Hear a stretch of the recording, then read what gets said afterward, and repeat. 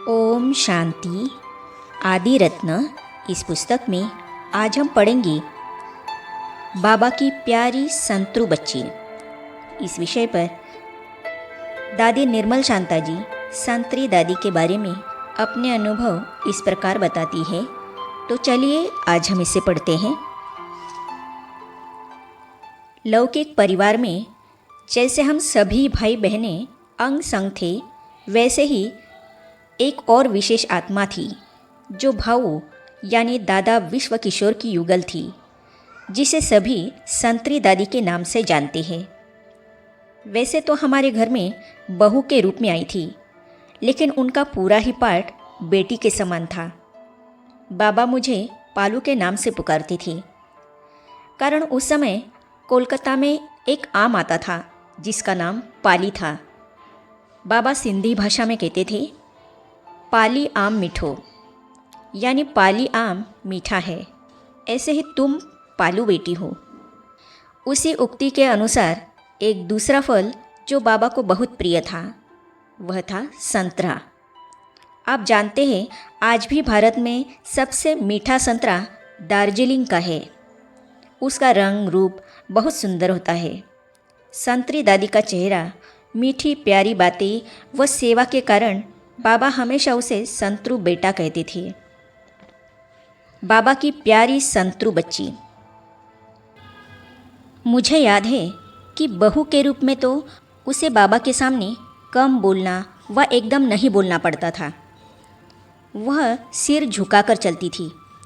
उस समय के समाज के अनुसार लौकिक ड्रेस में या साड़ी व सलवार कुर्ता और चुन्नी आदि पहनना होता था। सिर ढककर चलना यह घर का रिवाज था। लेकिन बाबा ने क्या किया, शुरुआत में जब उसका एक दो बार सिर पर चुन्नी ढककर तथा गर्दन झुकाकर चलना व शर्म करना दिखा, तो झट से सभी के सामने चुन्नी को हाथ से उतारकर जसोदा मैया यानी मम्मी को दे दिया तथा कहा कि आज से कभी भी यह बहू के रूप में इस प्रकार का कोई भी चाल चलन नहीं अपनाएगी और न ही ऐसे कपड़े पहनेगी। जैसे पालू पहनती है रहती है, ऐसे ही पहने चले और बोले। तब से वह बाबा की बहुत प्यारी संतरू बच्ची बन गई। रस निकालने की सेवा। बाबा ने खास संतरे के कारण ही दादी का नाम संतरू रखा। जब सीज़न में रोज़ टोकरा भरकर संतरे आते थे तो उनका रस निकालने की सेवा संतरी दादी ही करती थी। घर में तो सभी को मिलता ही था। साथ साथ गद्दी में जो भी ग्राहक व काम करने वाले होते थे उनको भी उस समय चांदी की ट्रे अर्थात थाली तश्तरी में सजाकर गिलास भरकर देने का कार्य भी संतरी दादी का ही होता था। खाना बनाना पकाना यह तो हमने लौकिक घर में कभी सीखा ही नहीं। सीखना तो छोड़ो, बाबा करने ही नहीं देता था, कारण कि उस समय भी घर में 2 मेड सर्वेंट यानी काम करने वाली थी, एक अंग्रेज़ी और दूसरी मारवाड़ी। उनकी भी अलग अलग ड्यूटी थी। नौकर तो थे ही। अतः घर की सफाई, खाना बनाना, नहलाना, कपड़े की धुलाई आदि सभी काम नौकर ही करते थे। मीठी संतरी दादी भी प्यार से सेवा करते हुए भाऊ के साथ हमारे घर में ही थी। भाऊ को एक अलग कमरा गद्दी के पास बाबा ने दिया हुआ था, लेकिन संतरी दादी तो हमारे पास ही सोती व रहती थी। उन्होंने अंत तक बाबा के यज्ञ में रहकर कई प्रकार की सेवाएं की। हैदराबाद अर्थात सिंध में मधुबन तक उनका तो संदेशी का ही पाठ यज्ञ में चला। पहली अव्यक्त मुरली दादी संतरी के तन से। साकार बाबा के शरीर छोड़ने के बाद अव्यक्त बाप दादा की पहली पधरामनी संतरी दादी के तन में ही हुई थी और अव्यक्त पाठ की पहली मुरली भी 19 जनवरी 1969 को संतरी दादी के तन द्वारा ही चलाई थी। उसके बाद गुलजार दादी के माध्यम से अव्यक्त पाठ चल रहा है, लेकिन प्रथम अर्थात आदि अव्यक्त पाठ बाबा ने संतरी दादी के रथ से बजाया। तो मैं समझती हूँ कि कितनी भाग्यशाली पवित्र निर्मल आत्मा होगी जिसमें बाबा ने प्रवेश किया। कोलकाता में सेवा। इसके बाद मीठी दादी ने मधुबन में स्टॉक संभालने की सेवा की। अव्यक्त बाप दादा ने स्टॉक संभालने की सेवा सन 1970 में मुन्नी बहन को दे दी। कारण बाबा ने संतरी दादी को सेवा अर्थ मेरे साथ सहयोगी साथी के रूप में कोलकाता भेज दिया। मैं तो सन 1964 से ही कोलकाता में थी।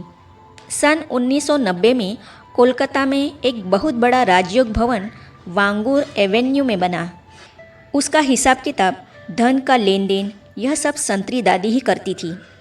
11 नवंबर 1990 को भवन निर्माण का कार्य पूरा करने के बाद मैं बाबा से मिलने मधुबन आ रही थी। हम दोनों कभी एक साथ मधुबन नहीं आते थे। हम दोनों में से किसी एक को सेवा केंद्र पर रहना होता था। उस दिन मैं एयरपोर्ट पर जा रही थी तो दादी संतरी ने कहा, दीदी मैं भी बाबा से मिलने चलूँगी। मैंने कहा, भला अभी अचानक यह संकल्प कैसे आया? फिर उसने कहा, नहीं, बाबा से मिलने का दिल हो रहा है। मैं वापस 2 दिन में आ जाऊंगी। मधुबन में देह त्याग। ड्रामा की भावी उसे मधुबन ले आई। 13 दिसंबर 1990 सद गुरुवार अव्यक्त बाप दादा के आने का दिन था।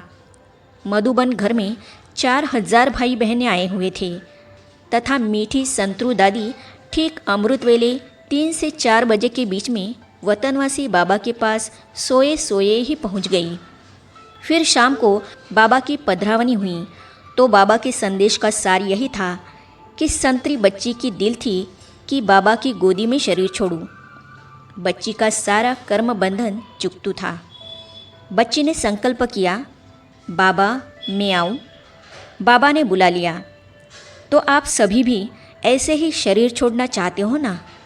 ऐसे बाबा का संदेश सुनकर मैं समझती हूँ कि मेरे लौकिक व अलौकिक परिवार की महान आत्मा कितनी यज्ञ की वफादार, फरमान बरदार और विशेष थी, जिसे आज भी याद करते स्नेह से दिल गदगद हो जाता है।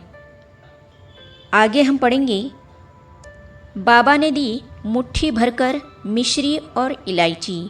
इस विषय पर संतरी दादी जी के साथ के मधुर स्मृतियों को याद करते हुए ब्रह्मा कुमार रमेश शाह जी अपने अनुभव इस प्रकार बताते हैं। तो इन अनुभवों को हम पढ़ेंगे अगली कड़ी में। तो ये जानने और पढ़ने के लिए इस चैनल को सब्सक्राइब करने के साथ ही साइड में जो बेल आइकॉन है उसे भी क्लिक कीजिए, ताकि आने वाली सभी वीडियो और अब तक की सारी वीडियो आप तक पहुंचती रहेगी। ओम शांति।